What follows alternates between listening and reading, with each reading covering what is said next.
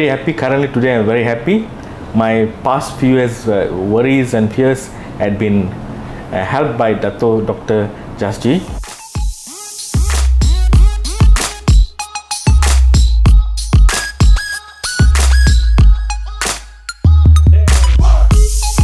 This is a case of male pattern hair loss level 7. 6 months ago, we have done a hair transplant. The technique is SMART FUE, and today we're going to see the progress of the 6 months. What we are seeing today is the hair already start to grow in the early phase.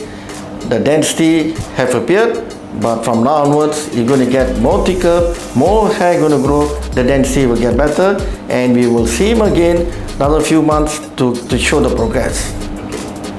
We can see the hair already start growing. Here, there's some fine hair still inside, haven't grown yet. Once this grow, this is going to become more thicker. So this is the hairline, this is the forelock area, this is the frontal temple area, this is the mid scalp, and his hair is already there to give some nice density.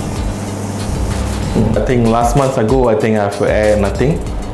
Now I can see my hair is growing. I'm very happy and very confident on myself. And I can wait for the full result to be next 3 months.